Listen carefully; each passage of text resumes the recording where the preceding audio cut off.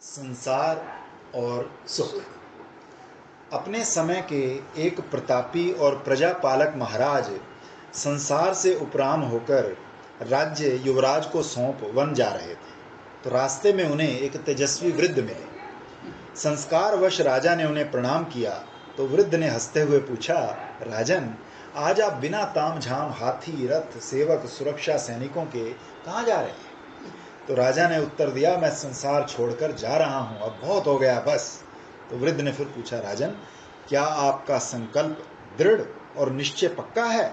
क्योंकि मेरे अनुभव से लोग किसी उत्तेजनावश, क्रोध में, अहंकार में, उपेक्षा से, अपमान से, पराजय से, किसी बड़ी हानि या स्वजन की मृत्यु के कारण संसार से ऊबकर उसे छोड़ने का निर्णय तो ले लेते हैं, परंतु संसार छोड़ते नहीं सकते। या तो वो अपने पुराने परिवेश में लौट आते हैं, या जहां रहते हैं वो चाहे भीषण वन हो, शमशान हो, बीहड़ हो, एकांत ही क्यों ना हो, वहां अपना एक संसार निर्मित कर लेते हैं, मन को समझा लेते हैं या खुद को धोखा देते हैं। इस कथन के बाद सहसा राजा को ये जानने की रुचि जागृत हुई कि इतने कटु और स्पष्टवादी ये वृद्ध सज्जन कौन है?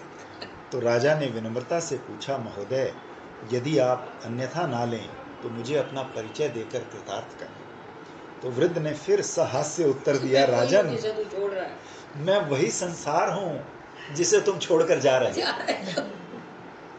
हतप्रभ राजा ने फिर उन्हें प्रणाम किया और निश्चल हृदय से पूछा, महात्मन, कृपया कर आप मेरी एक बड़ी पुरानी जिज्ञासा का उत्तर देने की कृपा करें। मैं परंपरागत राजवंश में जन्मा कुलीन क्षत्रिय राजा हूँ। लोग एक विद्या पढ़ते हैं, मुझे मेरे कैलाशवासी पिता ने कठोर अनुशासन सीखने गुरुकुल भेजा, जहाँ रहकर मैंने कई विद्याएं सीखी। मैंने गृहस्थ धर्म अपनाया, एक नहीं 10 विवाह किए, मेरे कई पुत्र हैं। 10 विवाह? कोई एक कुआं खुदवा कर पुण्य लाभ की आशा करता है, मैंने हजारों कुएं, बावड़ी, सरोवर बनवाए, कठिन स्थानों के लिए छायादार मार्ग बनवाए, कई यज्ञ अनुष्ठान व्रत किए, देवालयों का निर्माण किया, युद्ध किए, विजय प्राप्त की, अनेक ब्राह्मणों को भूमि, गौ, स्वर्ण का दान किया, विद्यालय, विश्रामालय, भोजनालय बनवाए, पर इसके बाद भी मुझे सुख नहीं। मेरे प्रयत्न और पुरुषार्थ में क्या कमी रह गई? प्रश्न सुनकर संसार रूपी वृद्ध ने बड़े स्नेह से राजा का हाथ पकड़ा और पास के ही एक करील के वृक्ष के नीचे जाकर एक लंबी सांस लेकर करुणा भरी दृष्टि से राजा को देखकर उत्तर दिया, राजन, ये प्रश्न कठिन ही नहीं, जटिल भी है और कालजयी भी। शायद जब से सृष्टि हुई है, संसार बना है, तब से सभी व्यक्तियों के मन में जीवन के किसी न किसी समय ये प्रश्न जरूर उठता है कि इतने प्रयत्न, पुरुषार्थ, परिश्रम के बाद भी उन्हें सुख क्यों नहीं?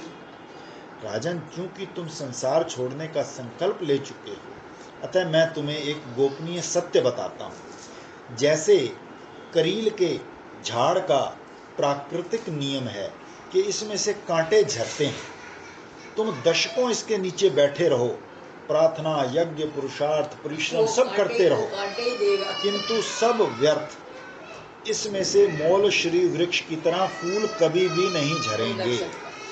ऐसे ही त्रिकाल सत्य तो ये है कि मेरे पास सुख है ही नहीं, तो मैं किसी को कहां से दूं? जैसे करील से फूल नहीं झर सकते, वैसे ही संसार से सुख नहीं हो सकता। हाँ, सुख की मृग तृष्णा जरूर मनुष्यों को इस बिंदु से उस बिंदु, उस जगह से उस जगह दौड़ाती रहती है, और एक दिन मनुष्य रूपी मृग थक कर, हताश होकर मृत्यु का वर्ण कर लेता है, पर सुख नहीं पाता। सुख तो प्रारब्ध के अधीन है, सत्कर्म करते रहना ही अपना मुख्य कर्तव्य समझना चाहिए। राजा आश्चर्य से भर गए कि इस उत्तर को सुनने के बाद उस वृद्ध का कहीं दूर दूर तक पता नहीं था और करील से कांटे झर रहे थे। तो राजा को अपने प्रश्न का उत्तर मिल गया था। अब कुछ जानने को शेष नहीं था। संसार से सुख की अपेक्षा ही सब दुखों का मूल और मृग तृष्णा है। वास्तविक सुख तो भगवान का आश्रय लेकर संसार को वासुदेव में समझकर अनासक्त भाव से वैसा ही बर्ताव करने से है, और कोई दूसरा रास्ता नहीं है।